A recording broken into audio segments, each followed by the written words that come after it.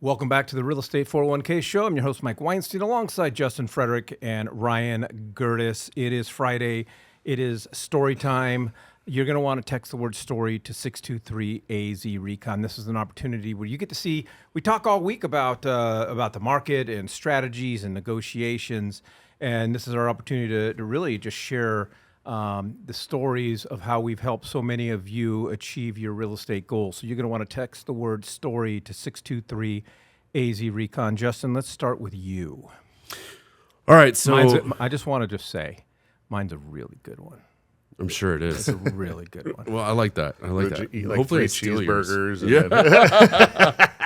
Dude, I took my son loves Five Guys, but he likes the soda machine because you can, mix it up and whatever. And so I'm trying to lose weight, and so I took him to Five Guys the other night for a soda.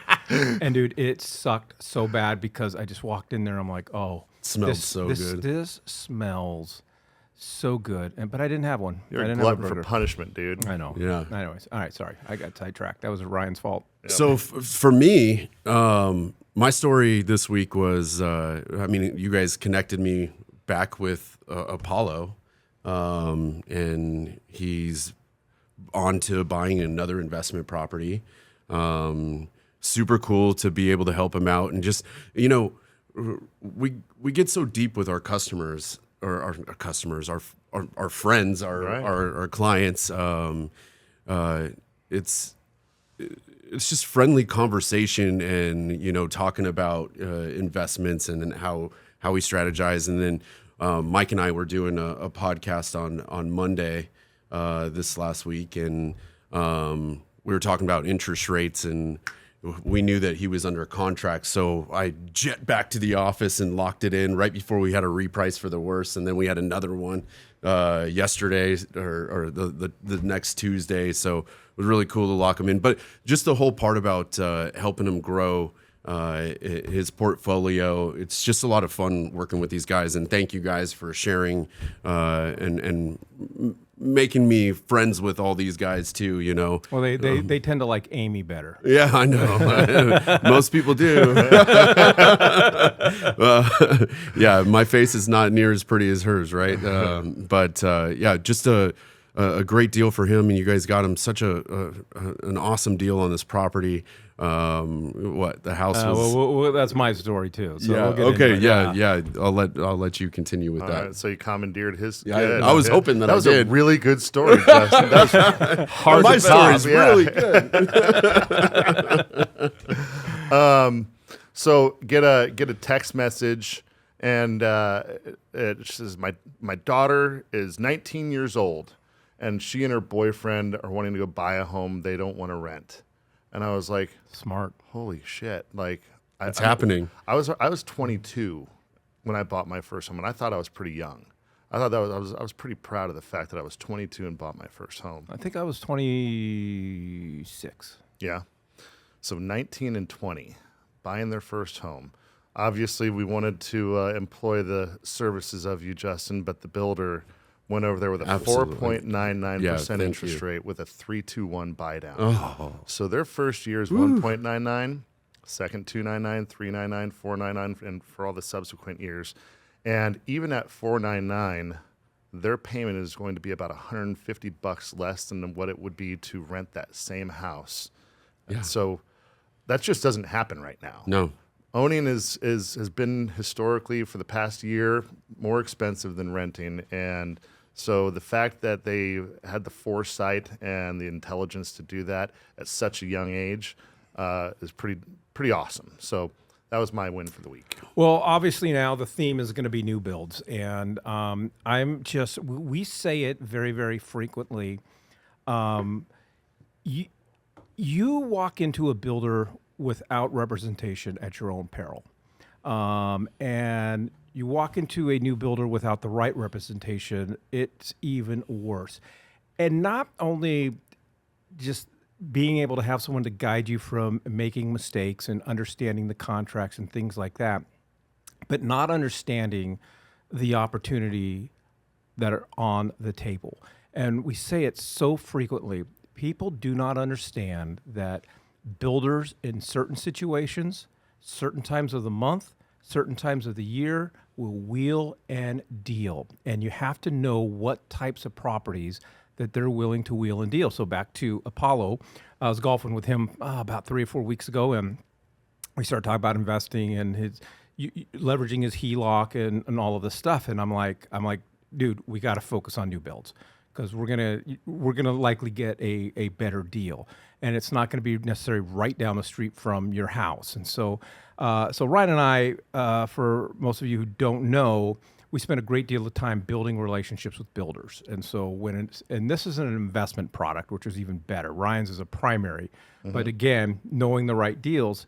And so when we have an investor pop up and wanting to buy a new build, you just can't go down there. You got to know who to call. So we got a hold of this one, and when you walk in, the rate sheet, this house was listed for $451,900, and they're willing to sell to investors. And not only did we give them a great deal, they allowed us to actually go with Justin on this because they recognize that their in-house lenders don't do investment loans, investment products as well. And so we negotiated and we went to bat for them. So he had two options. Buy the house at $451,900 and take a 2% seller credit and incentive. Or we'll just, if he's willing to forego the 2%, so that's about $9,000, we'll drop the price from $451,900 to $409,900. Okay, that wasn't listed anywhere in the bill. When you walked into I mean, 40 G's. Like I even shocked myself on this one, right? Yeah. $40,000, and then I played around. I went on the MLS and comping it, and this model and this home is truly selling for $451,000 in the neighborhood. So he is walking into a $40,000 worth of legit equity, and he was able to get a better interest rate because we were allowed to take him to Justin. So, I mean, it was incredible, and I just want to say, because I do work with these guys, but I work with other agents as well.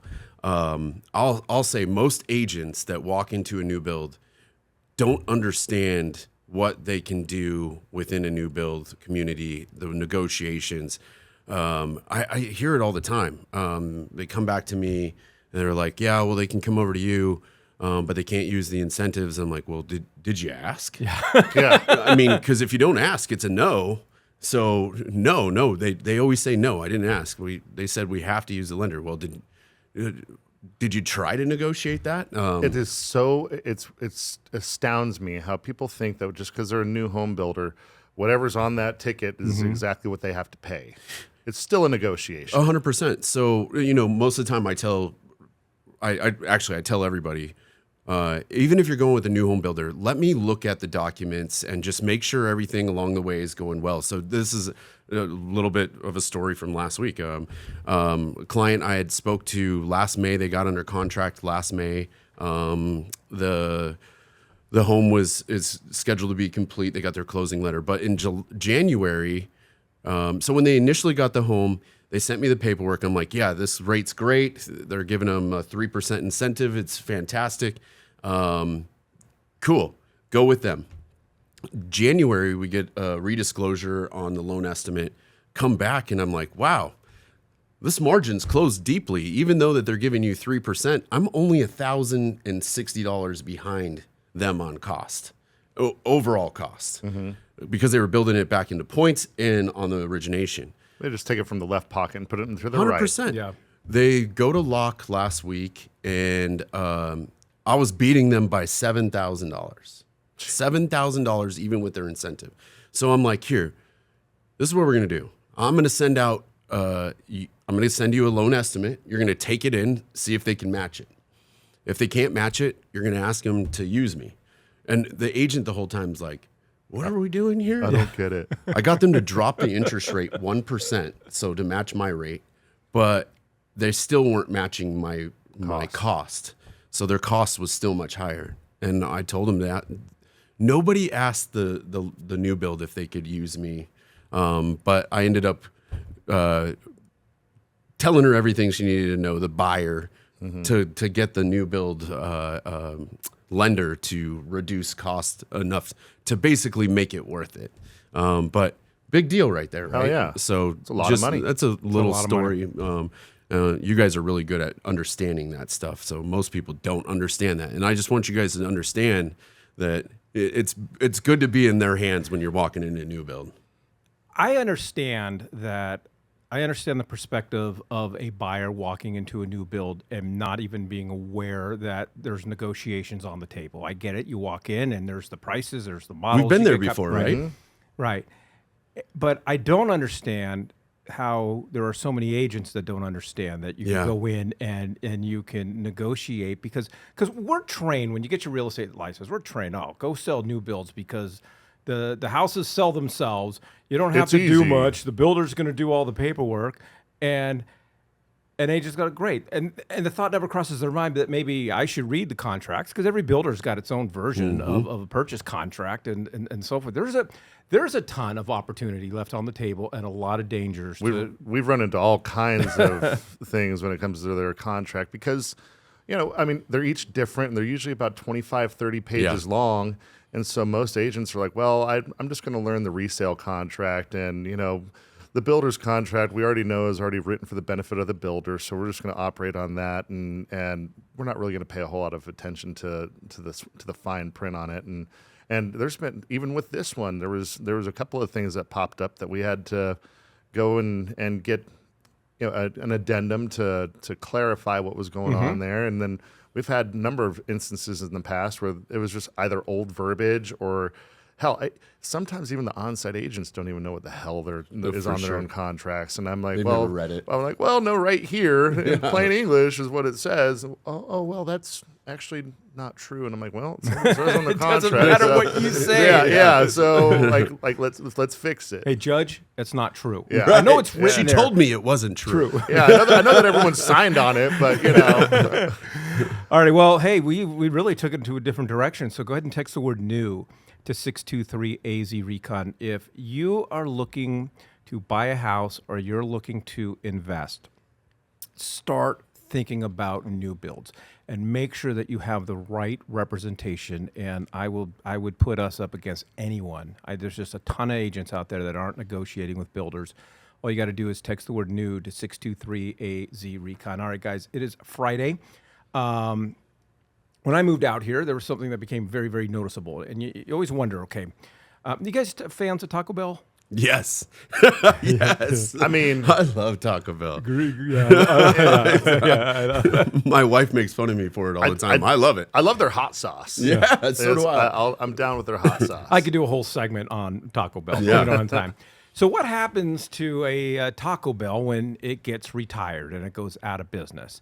And so if you're from Arizona and you're from Phoenix, this is not, we're preaching to the choir here. But if you come out here to visit or you move out here, you're going to be driving anywhere in the Phoenix metropolitan area, and you're going to see these buildings that look like it should be Taco Bell. And there's a variety of different Mexican chains, all ending with the name Bertos. What is your favorite Bertos? Am I up first? Yeah. Sure. All right. So you're going to hate me. There's going to be two answers, and I'm going to tell you why. All right. Because I normally get the Arizona burrito or I get the rolled tacos. I'm making my mouth water right Yeah. now. So the Dude, you're like me right now, bro. the Arizona burrito there off of Glendale and like 17th Avenue, they make it with French fries rather than and the ones with French fries are better. And so I get the Arizona burrito from that one. What's it called? But It's an Arizona burrito. Yeah, the Airy Berto, Philly Bertos. Oh. Hangover Bertos. It's on Glendale Okay. and 17th Ave. I don't remember the prefixes. They on change these. them all the Yeah, time. they do. Yeah, but there's Julio Bertos, Filibertos, yeah. Raul Alberto, Bertos, Airy Wiener Bertos. Yeah. There we go. 12. Never mind. And then the one over on Dunlap and 3rd Street, they have the best rolled tacos, and they also do 12 for like $8. And there's just no better deal. No, And that's so a they great like deal. load them up with cheese, sour cream, lettuce, and Guac. everything, like guac, everything. And so it's like it's legit. And so they actually keep in my opinion, I think they keep the rolled tacos in there for like an extra 30 seconds, make them a little bit extra crispier. There you go. All right, Justin. That's what I got for you. All right, so yeah, I'm a big fan of the Arizona burrito, and I'm a big fan of rolled tacos as well. But 43rd Avenue and Bell Road. That's so. Here's how you know I really like this place, because you guys know that I have a half-mile radius. Yeah, this is way outside my radius, and I will drive over there after I've had a few. Well, my wife will drive over there after I've had a few. Now I have a designated driver in the household, so that's wonderful. But yeah, 43rd Avenue and Bell used to be Filiberto's. I don't know what it is anymore. I don't pay attention to what it says on the sign. I just know it's there. Delicious. All right, so I'm a Filiberto's fan. But not all Filiberto locations are the same. Right. It's amazing. You can go, they're just not all the same. So, little known fact, something Ryan is not aware about me, but when I leave Ryan's house and I go home, I've got two ways I can go and just take Northern down to the 51 and go up. Or I can go up, and then when it turns into, when Dunlap turns into Cave Creek, right there at Cave Creek and Shea, is my favorite Filiberto's. And I can't tell you how many times, man, on my way home from your house, dude, I pull at 10 o'clock at night, man. That sounds good. I pull into that sucker. And I love, it used to be the number 5, and I think now it's the number 20, but good old-fashioned cheese enchilada, shredded beef taco with the beans are amazing, and the rice and their hot sauce just drench everything. Okay. Yeah. Yeah, it sounds good right now. It does. Have you had anything to eat today, pal? No, I haven't. All right, well, there you have it. If you'd like some more information about leveraging real estate and strategizing your next purchase and want to be part of our story, all you got to do is text the word STORY to 623-AZ-RECON. That's STORY to 623-AZ-RECON.